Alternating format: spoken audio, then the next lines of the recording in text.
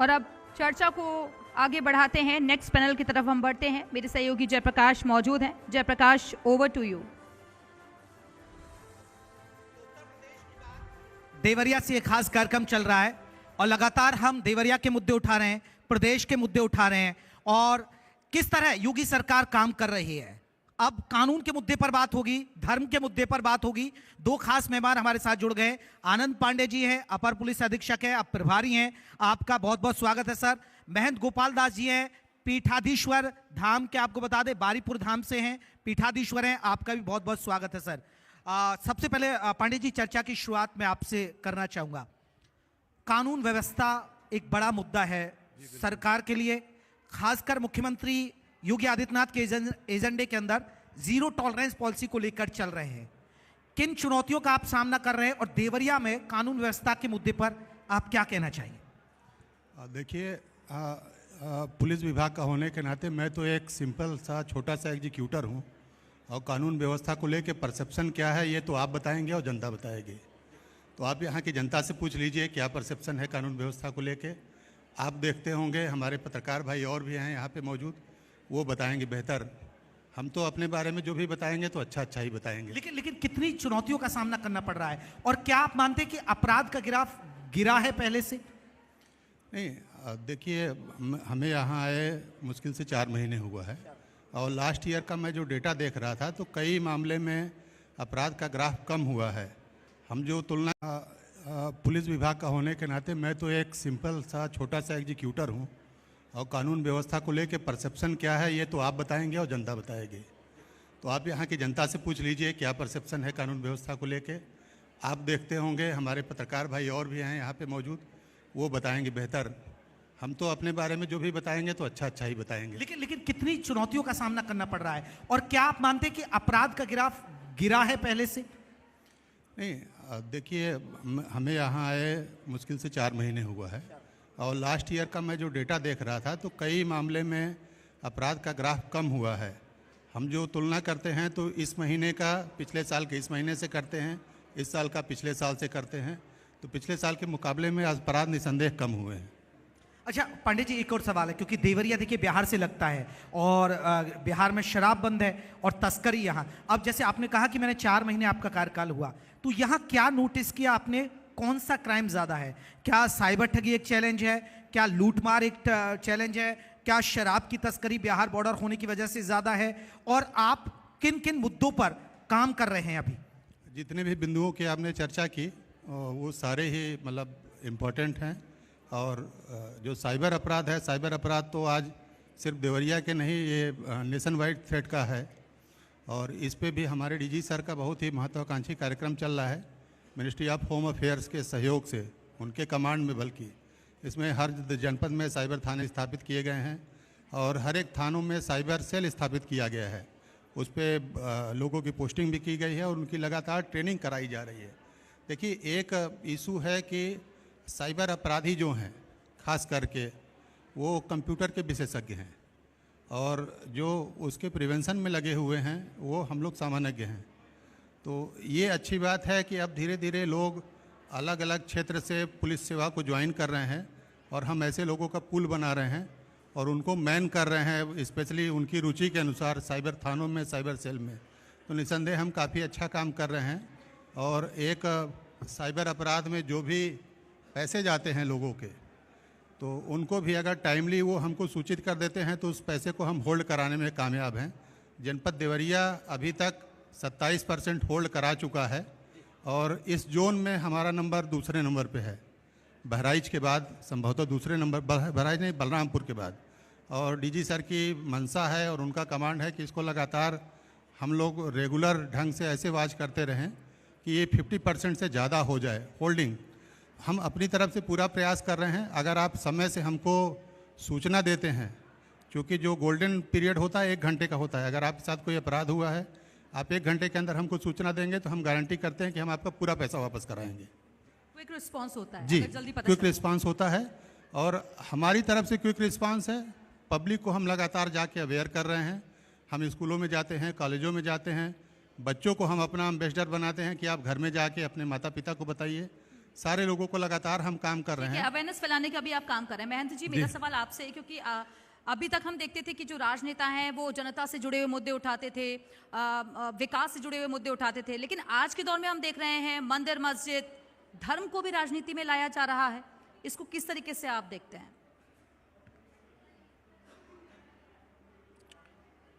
सादर जय श्री राम। आपने पूछा और मुझे बोलना है इस पे। देखिए, हम एक संत हैं और संत के नज़र से हम बोलेंगे, संत के दृष्टि से हम बोलेंगे, अपनी बातों को रखेंगे। आप एक पत्रकार हैं तो आप पत्रकार की दृष्टि से हमसे प्रश्न पूछेंगे, लेकिन हमारे दृष्टि से जो होना चाहिए वो मैं अपने विचारों को रख रहा हूँ। पहली बात तो संत समाज कभी भी भेद नहीं रखता है, कभी किसी जाति को नहीं मानता है, क्योंकि संत का कोई जात होता नहीं है, इसलिए वो किसी जाति को नहीं मानता है, क्योंकि ये सब सनातनी हैं। और दूसरी, मंदिर और मस्जिद की रह गई बात, तो इस पे हमारी सरकार कार्य कर रही है। जहाँ जिस मंदिर का निर्माण करना है, जिस मंदिर को तोड़ना है, उस पे सरकार अपना कार्य कर रही है। जहाँ जिस मंदिर को गिराना है उस पे सरकार उसको गिरा भी रही है। लेकिन ये कार्य मेरा नहीं है, ये सरकार का कार्य है। तो सरकार को जहाँ उचित लग रहा है वहाँ पे वो कर रही है। और देखिए, हर वर्ग के लोगों को, या हम सनातन धर्म से हैं तो हमें यह हक है कि हमें मंदिर में जाना है, पूजा करना है। उसी तरह जो हमारे मुसलमान भाई हैं उन्हें भी हक है कि वो अपने मस्जिद में जाए, अपना जो नमाज अदा करना है वो करें। लेकिन अब वह मंदिर किस भूमि पे है, इसका तो जांच हमारे अधिकारी करेंगे, उसका तो आवाज़ हमारे नेता उठाएंगे, उस पे कार्रवाई हमारे सरकारें करेंगी। हाँ, हम एक समाज में रहने के नाते और समाज में एक संत का दर्जा होने के नाते हमारा दायित्व तो कर्तव्य बनता है कि समाज में किसी प्रकार का जो है कि किसी के साथ अन्याय ना हो, किसी के साथ गलत ना हो, और चाहे वो हिंदू हो या मुस्लिम हो, किसी के साथ गलत ना हो, चाहे वो मंदिर हो या मस्जिद हो। तो हम यही चाहेंगे कि कहीं किसी प्रकार का कोई विवाद ना हो, आपसी अपने विचार महंत गोपाल दास जी, मेरा सवाल, क्योंकि बारीपुर धाम बहुत ही पूजनीय स्थल है, बहुत यहाँ श्रद्धालु पहुँचते हैं इस धाम में, इसके बारे में जरा बताइए मुझे। और जो, क्योंकि लाखों लोगों तक ये वीडियो भी पहुँचेगा, टीवी पर आप लाइव हैं, तो लोग जानना चाहते हैं बारीपुर धाम की खासियत क्या है, क्यों यहाँ लोगों का आस्था का सैलाब आता है। जी, मैं आपको बताना चाहूँ कि मुझे उस बारीपुर पीठ में, थोड़ा समय अपना परिचय देकर उसके बाद आगे परिचय देता हूँ बारीपुर पीठ का। मुझे उस पीठ पे रहते हुए 20 साल हो गया, और मैं जब 7 से 8 वर्ष की उम्र का था तभी उस पीठ पे चला आया। और संन्यास परंपरा और वैष्णव परंपरा के गत जो है कि हम उस पीठ पे एक संत का जो है कि रोल अदा करते हैं, एक संत के स्वरूप में हम हैं, और समाज मुझे एक संत के रूप में ही मुझे मानता है। मेरा जो कार्य है वो भी एक संत का ही कार्य है। तो जब मैं बचपन में उस पीठ पे आया तो मुझे एक आध्यात्मिक ऊर्जा का जो है, मुझे लगा कि यहाँ सच में आध्यात्मिक ऊर्जा है इस पीठ के अंदर। और मैं आपसे बताऊं, बाल्यावस्था में, मैं अपनी बात बता रहा हूँ पहले, उसके बाद पीठ की बात रखूँगा। तो जब मैं बचपन में आया तो मुझे ऐसा लगा कि इस पीठ में कुछ ना कुछ है, ऐसा है, और मेरा मन अपने आप लगने लगा। वो ऐसा समय था कि उस पीठ पे 2, 4, 10 लोग जाते थे। आज का जो समय है, आज मंगलवार के दिन लाखों की संख्या में श्रद्धालु जाते हैं। अगर जिले में अगर नया व्यक्ति आता है तो पहले वो बारीपुर पीठ जाता है, मत्था टेकता है, आशीर्वाद लेता है ठाकुर जी का, श्री हनुमान जी का, तब जाकर वो कोई कार्य करता है। तो ये तो मेरा भाव था, व्यक्तिगत भाव था कि मेरा एक अलग ही लगाव था। और मैंने देखा, अपने जीवन में बहुत ऐसा देखा कि जो भी श्रद्धालु उस पीठ पे आते थे, या जो जिस तरह की मुरादें लेकर आते थे, तो उनकी मुरादें, मतलब एक होता है ना कि चमत्कार हो जाना, उस तरह चमत्कार की जैसे पूरी होती हैं। तो श्रद्धालु हैं। और उस श्रद्धालुओं के बीच का एक मैं भी श्रद्धालु हूँ। सिर्फ अंतर यह है कि मैं वहाँ एक संत के रूप में हूँ और आप एक श्रद्धालु के रूप में उस पीठ पे पहुँचते हैं। तो मैंने ये देखा कि मैंने जिस चीज़ की कल्पना अपने जीवन में नहीं किया वो चीज़ मुझे ईश्वर ने दिया। तो ये तो हमारी बातें रह गई। अब पीठ की रह गई बातें। वह पीठ कम से कम 350 वर्ष प्राचीन पीठ है, बारीपुर धाम पीठ। पुराने समय में पगडंडी का मार्ग, सोनू घाट से बरहज मार्ग पगडंडी का मार्ग हुआ करता था, जो कि इस समय भी वह रोड है लेकिन अभी थोड़ा सा गड़बड़ रोड है, मतलब बहुत सही रोड नहीं है। मंदिर पे जाने वाला जो मार्ग है वह पूर्णतः जो है सुदृढ़ रोड नहीं है, मतलब कहीं ना कहीं उस रोड पे श्रद्धालुओं को बड़ा दिक्कतों का सामना करने के साथ साथ मंदिर पे जाना पड़ता है। तो ये तो अब रोड की बात हो गई, लेकिन हम मंदिर की बात रखते हैं। मंदिर 300 वर्ष प्राचीन स्थान है। पुराने समय में जो संत हमारे होते थे तो पहले लोग यात्रा करते थे, देश यात्रा करते थे, और आज भी लोग यात्रा करते हैं कि पूरा देश का भ्रमण पैदल चलकर करते हैं। तो जब साधु संत हमारे पैदल निकलते हैं तो उनको कुछ दूर जाने के बाद जो जगह उचित लगता है उस जगह पे वो रुक जाते हैं और अपना प्रसाद बनाते हैं, वहीं पाते हैं। तो पहले बारीपुर धाम, बारीपुर पीठ ठाकुर जी की कुटिया हुआ करती थी, और उस कुटिया पे जब भी कोई संत उस मार्ग से गुजरता था तो वहाँ रुकता था, वहाँ प्रसाद पाता था, वहाँ भोग लगाता था, और उसे ऐसा आभास होता था कि इससे बेहतर जगह और कुछ नहीं हो सकता है हमारे रुकने के लिए, हमारे जप तप करने के लिए, हमारे संध्या करने के लिए। उसके बाद कुछ दिन बाद उसके जब संतों का आना जाना ये शुरू रहा, उसी के कुछ दिन बाद हनुमान जी महाराज जो है कि बैलगाड़ी से लेकर जा रहे थे लोग। तो आज वो पूजने जगह बन चुकी है जी, आज वो बहुत बड़ी पूजने जगह है, बहुत ऊंची जगह बन चुकी है। और देवरिया का अगर एक सकारात्मक ऊर्जा अगर देवरिया में अगर आपको प्राप्त करने की अगर इच्छा हो और सकारात्मक ऊर्जा लेना है, अगर मन की शांति अगर चाहिए तो आप बारीपुर पीठ में जाइए। तो हम जरूर आएंगे, सकारात्मक ऊर्जा जरूर लेकर जाएंगे। मैं लौटूंगा। पांडे जी, मेरा सवाल, क्योंकि गौ तस्करी का एक बड़ा मुद्दा रहा, अभी आपने देखा गोरखपुर में क्या हुआ, लेकिन बताया जाता है कि जो गौ तस्करी होती है वो अभी जो लोग गए कुशीनगर देवरिया होते हुए गोरखपुर तक पहुंचे, जो पूरा विवाद आपको पता भी होगा। ये क्या गौ तस्करी पुलिस के लिए यहाँ चैलेंज है, एक टफ टास्क है? अब बिल्कुल चैलेंज है। देवरिया जब मैं आया था यहाँ नया तो ये बताया गया कि यहाँ मेजर जो इशू है, जैसा कि आपने चर्चा किया, गौ तस्करी और शराब की तस्करी। बिहार में शराबबंदी होने की वजह से शराब बंद है और यहाँ से शराब जाती है, तो सरकारी शराब जाती है, उसमें रेवेन्यू भी इन्वॉल्व होता है। मैंने लोगों से बातचीत की तो हुआ कि सर हम लोग हर लिहाज से चेक करने का प्रयास करते हैं, आबकारी विभाग और पुलिस अपनी संयुक्त चेकिंग लगा के। और जो दूसरा मेन इशू था जिसके लिए मतलब देवरिया चर्चा में आया अभी पिछले कुछ दिनों में, वो गौ तस्करी, जैसा कि आप बता रहे हैं। गौ तस्करी में ये जब इसकी एनालिसिस की गई तो ये पाया गया कि साउथ में उधर गोरखपुर से बड़हल घाट की तरफ से एक कपरवार घाट पड़ता है, बलिया से कुछ गाड़ियाँ आती हैं और वो सीधे मतलब बिहार की तरफ निकल जाती हैं। देवरिया में गौ तस्करी नहीं होती है, गोकसी नहीं होती है। तो गौ तस्करी पे नज़र रखने के लिए और इसकी राउंड दी 24/7 निगरानी करने के लिए एक योजना बनाई गई है, जिसमें अलग अलग थानों से ऐसे व्यक्ति इच्छुक जो स्वस्थ हों और काम करने के इच्छुक हैं, राउंड द क्लॉक काम कर सकते हैं। 66 लोगों की टीम बनाई गई है 22 थानों से, और रैंडम उनको मैन किया जाता है और वो चेकिंग करते हैं। और इसी का परिणाम है कि पिछले दिनों में गोकसी पे काफ़ी उल्लेखनीय कमी आई है।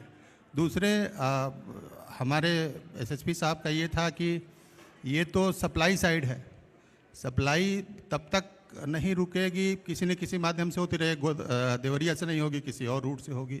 अगर हम डिमांड साइड पे काम करें तो डिमांड साइड पे काम करके हमने वहाँ के एक बड़े जो इस चीज़ों में इन्वॉल्व रहता था उसको हमने अभी बुक किया है, और उसके बाद से देवरिया की जनता बताएगी कि इसमें उल्लेखनीय कमी आई है। पांडे जी, पुलिसिंग व्यवस्था को आप किस तरीके से देखते हैं? क्या मॉडर्नाइजेशन इसमें आपको नजर आता है? और दूसरा, जो डिजिटलाइज आजकल हम देख रहे हैं, जो दौर चल रहा है, उस पर आप अपनी राय दें। इसमें मैं जोड़ना चाहूंगा, जैसे साइबर ठगी, ये पुलिस के लिए कितनी चैलेंजिंग है? आप देख रहे हैं कि डिजिटल ठगी हो जाती है, डिजिटल अरेस्ट कर लेते हैं, और ये यहाँ कितने इस तरह के केसेस बढ़ रहे हैं, और उसके लिए पुलिस क्या कोई जागरूकता अभियान भी चलाती है?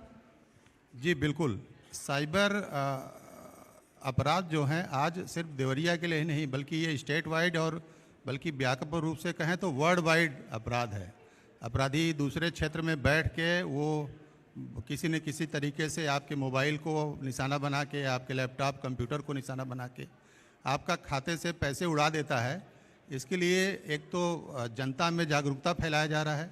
हम हर एक बुधवार को सभी थाने साइबर जागरूकता अभियान के तहत एक स्कूलों में जाते हैं, एक या मैक्सिमम 2 स्कूलों में। वहाँ वो अपनी बात सारी रखते हैं कि इससे कैसे बचा जा सके। दूसरे हम लोगों में ये बताते हैं कि जैसे ही आपके साथ अपराध हो आप डिस्क्लोज न करें, सीधे एक हेल्पलाइन नंबर है 1930 पे आप बताएं, और अगर आपने 1 घंटे के अंदर बता दिया तो हम आपका पैसा वापस लाएंगे, हम मुकदमा करेंगे, हम उनको अरेस्ट करेंगे और उनको जो भी नियमानुसार सजा होती है वो दिलाएंगे। एक बहुत सारे देखिए स्टूडेंट्स हैं, किसी का कोई सवाल हो तो आप पूछ लीजिए। अगर आपको आनंद कुमार पांडे की तरह कोई बड़ा अफसर बनना है, अगर मन में सवाल है तो आप पूछ सकते हैं। अगर आपको आस्था के रास्ते पर चलना है, क्योंकि इन्होंने कम उम्र में आस्था का रास्ता पकड़ लिया, तो आप पूछ सकते हैं। किसी का कोई सवाल स्टूडेंट्स का? चलिए, कुछ लोग सवाल पूछना चाहते, जल्दी से पूछेगा।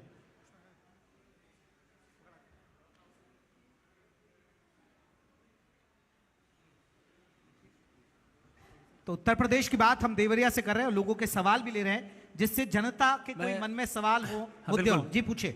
जी, मेरा नाम सुमिश्रा है। मैं सर से ही सवाल करना चाहूँगा। जी बताएं। सर, एक्चुअली साइबर सिक्योरिटी के लिए आपका क्या धारणा है, क्या परसेप्शन है आपका? साइबर सिक्योरिटी को लेकर कितना अवेयर है? मैं आपका प्रश्न नहीं समझ पाया। साइबर जिसका अभी आप जवाब ही दे रहे थे, साइबर क्राइम हो रहे हैं सोसाइटी में, जी, तो उसके लिए क्या पुलिस विभाग क्या कर रही है? क्या साइबर क्राइम का 2 हिस्सा है। एक तो जागरूकता, हाँ। आप जितने जागरूक होंगे उतना ही साइबर क्राइम रुकेगा। ऐसे हमारी जनरेशन जो लोग हैं जो एआई, रोबोटिक्स, मशीन लर्निंग पढ़ाते हैं, पढ़ते हैं, वो तो जागरूक हैं, पर जो यहाँ बहुत सारे लोग बैठे हैं जो 40+ होंगे, जिनको एंड्रॉयड चलाने में ठीक से कंफर्टेबल नहीं होंगे, जिनको एंड्रॉयड ठीक से चलाने नहीं आता है, उनके साथ फ्रॉड हो जा रहा है, तो उनके लिए आपका क्या? अभी मैंने जवाब दिया है कि लगातार हम लोग जाके साइबर जागरूकता फैलाने का प्रयास कर रहे हैं। उससे कोई फर्क नहीं पड़ रहा है।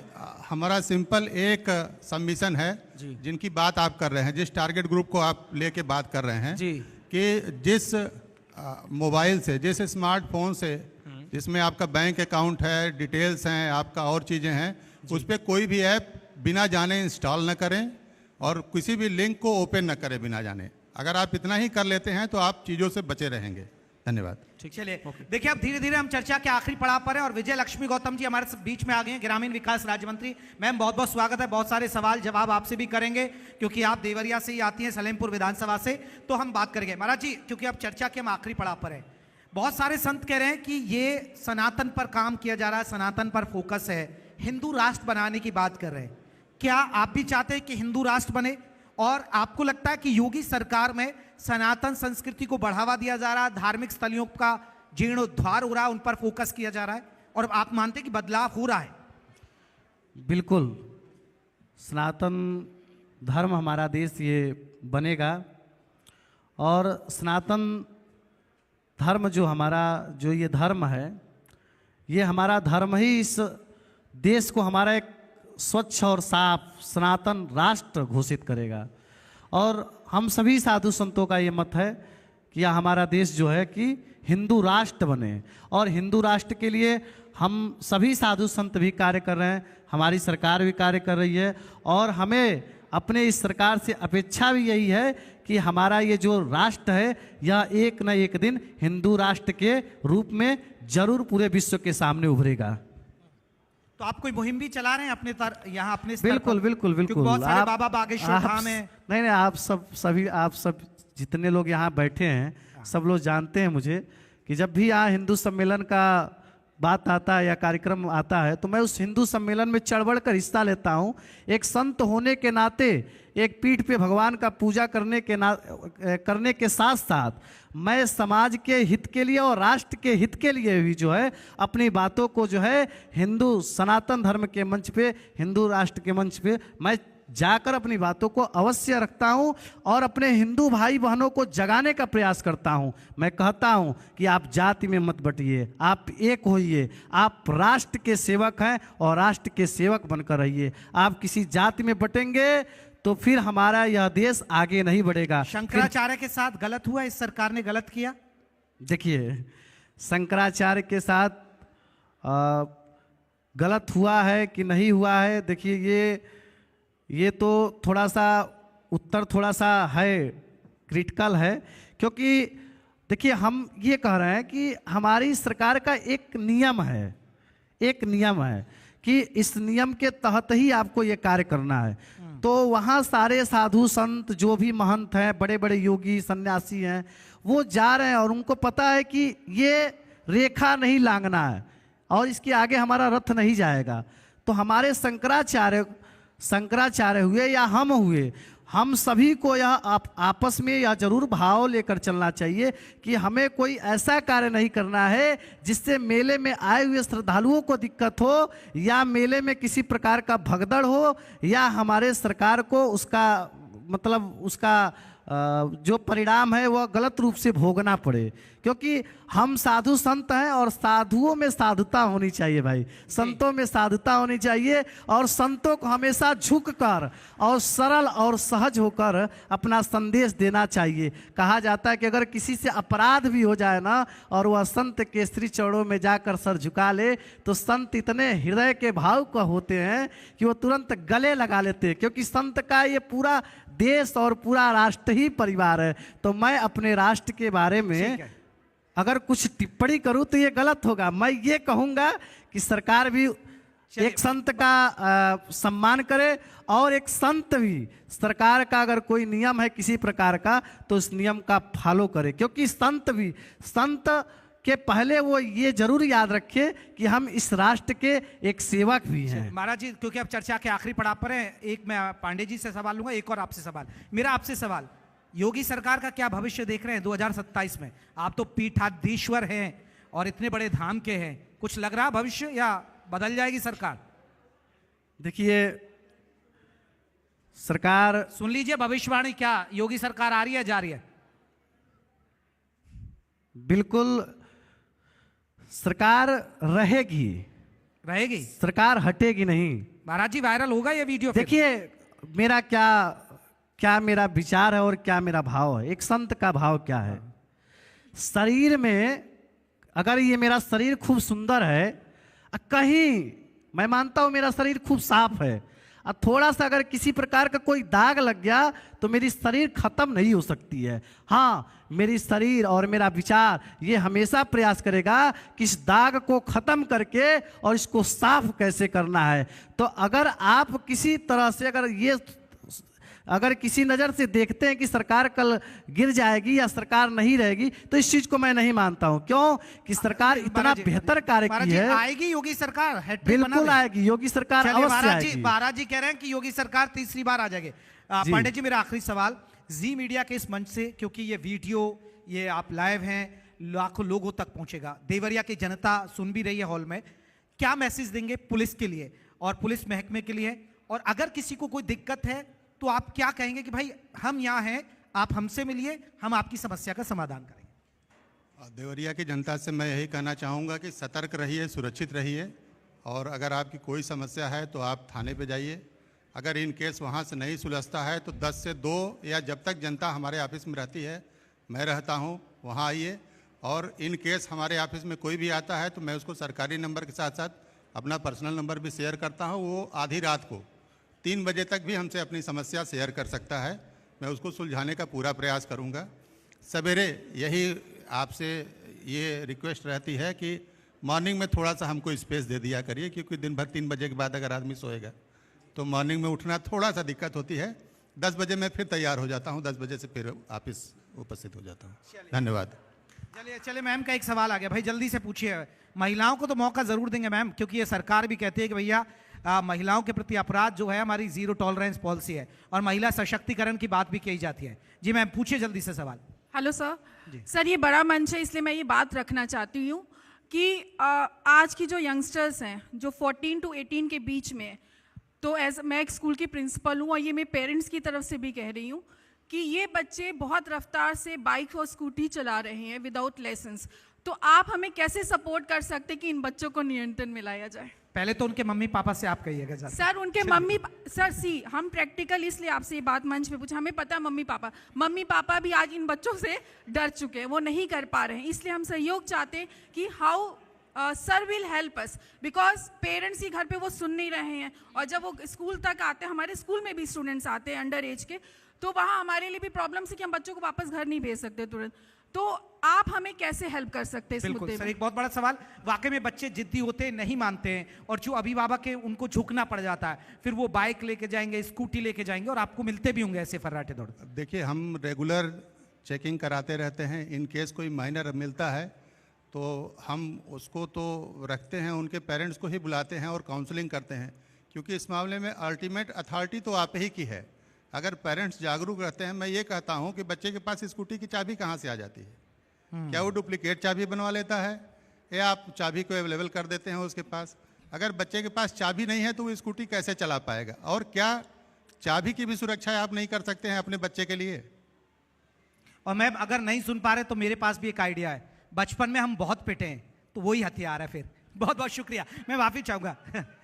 अरे जल्दी से भाई, जल्दी करिए सवाल, क्योंकि वक्त नहीं है, बहुत सारे मेहमान हमारे इंतजार कर रहे हैं, मंत्री जी भी आ गई हैं। जी बेटा, पूछिए गुड सवाल। Afternoon sir. सर, जैसे एक संचार साथी ऐप आया था, तो उसमें बताया जाता है कि सारे इन्फॉर्मेशन हम लोग के स्टोर होते हैं और उसमें ऐसे हम लोग रखते हैं, मतलब तो फिर वो रियल में स्टोर होता है कि बस ऐसे ही बोला जाता है कि? संचार साथी ऐप आपने देखा है? Yes sir. उसको कभी यूज किया है? नो सर, लेकिन ऐसे बोला जाता है कि उसमें सारे डेटा सारे स्टोर होते हैं। आप जो भी मोबाइल पे कहते हैं या मोबाइल पे कोई फोटो लेते हैं, तो ऑल टाइम के लिए स्टोर्ड हो जाता है बेटा, कहीं न कहीं किसी न किसी सर्वर पे। जी। तो मोबाइल का प्रयोग बहुत ही सावधानी के साथ करें। दूसरे, संचार साथी आपकी सुविधा के लिए है। संचार साथी से आप ये भी देख सकते हैं कि आपके मोबाइल के साथ कोई छेड़छाड़ तो नहीं हुई है, आपके आधार नंबर पे कितने मोबाइल चल रहे हैं। ऐसा तो नहीं है कहीं आपने होटल में अपना आधार जमा किया और उसको स्कैन करके उसी नंबर पे कोई दूसरा नंबर ले लिया है, और आप उसका यूज करके वहीं पे उसे ब्लॉक भी कर सकते हैं। ठीक। तो नट सेल में यही है कि आप सतर्क रहेंगे तो आप बचे रहेंगे। जल्दी से पूछे। हाँ जी सर, हम कल बैंक पे गए थे, एटीएम पे गए थे, वहाँ हम एटीएम से पैसे निकाले तो वहाँ पे लिख दे रहा था, शो कर दे रहा था कि sorry unable in your transaction, ऐसे लिख शो कर दे रहा था। तो एटीएम में कभी कभी ऐसी समस्या होती है। Yes sir. मेरे साथ भी कई बार हुई है कि मैं एटीएम में गया हूँ और कैश नहीं है या एटीएम मशीन ख़राब है, तो आप उसके बाद एटीएम में एक कैंसिल का बटन होता है। सर कैंसिल कर दिए थे। उसके बाद क्या हुआ? सर मेरे बैंक से ना वो पैसे कट गए, 15,000 रुपये। आपके अकाउंट से पैसे कट गए, थोड़े समय में यस सर। वो पैसे आपके अकाउंट में वापस आ जाएंगे। अगर नहीं आएंगे तो आप उसकी शिकायत करिएगा, 100% आपका पैसा वापस आएगा। ऐसा मैं इसलिए कह रहा हूँ क्योंकि मेरे साथ भी एक बार ऐसे हो चुका था। यस सर, मेरे साथ कल ही जैसे हुआ सर। ट्रांजेक्शन पूरा हुआ, हाँ। बिजली चली गई, बिल्कुल थोड़ी हो देर जाता बाद है। मेरे पास मैसेज आया कि पैसे कट गए। मैं भी परेशान तो था। सर इसके लिए शिकायत कहाँ उस करना समय होगा? मैं स्टूडेंट अभी था। अभी अगले दिन वो ठीक हो गया। आप बैंक में जाइए या निकटवर्ती किसी भी थाने में जाकर पहले साइबर सेल पे पहले आप कंप्लेंट पता कर लीजिए आपके खाते में पैसे आ गए, नहीं आए तो फिर आप साइबर ठगी का ही कर रहे हैं। मैं माफी चाहूंगा सर, सवाल है क्या? जल्दी से पूछेगा सर, जल्दी से सर, बहुत कमांड आ रही है पीछे से। हाँ जल्दी से माइक दे दीजिए भाई। हाँ सबसे बड़ी समस्या जो कसिया ढाला है, कसिया ढाले पे ट्रेनों का जो आवागमन है और मालगाड़ियों का जो आवागमन है, उसके वजह से दोनों तरफ 24 घंटे में अगर दिन का समय देखा जाए तो जाम ही लगा रहता है। आप कहीं से भी गुजरिए, कसिया ढाला जाम। 200 वीडियो में डाल चुका हूं कसिया ढाले जाम पे अभी तक, और वो जाम ठीक है, कासिया नाला ना, एक सेकंड सर, उसमें दूसरी समझ गए ना, अगर नाला, प्रशासन उस पर कुछ कर सकता है, आप ढाले से लेके और कोतवाली तक के बीच की भी अगर स्थिति देखेंगे तो मैं अगर आपकी पुलिस बात समझ गया, और संभवतः अभी पिछली मीटिंग में आप इनवाइट भी रहे होंगे तो आप जानते होंगे उसमें कई स्टेक होल्डर हैं। ऑटो रिक्शा यूनियन है, ARTO हैं, नगर पालिका है और पुलिस है। ये 4 तो मेन लोग हैं और उस पर काम हो रहा है।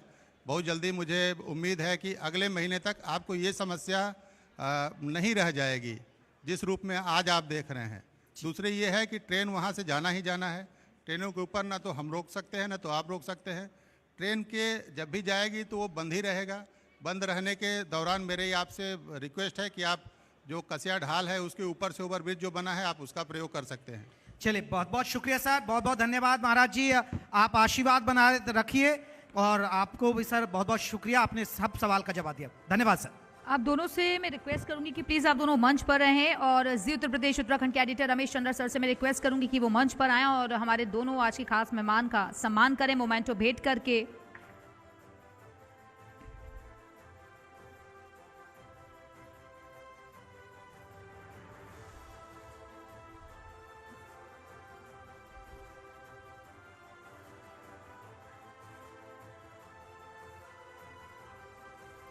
बहुत बहुत शुक्रिया आप दोनों का हमारे खास कार्यक्रम में शामिल होने के लिए। और अब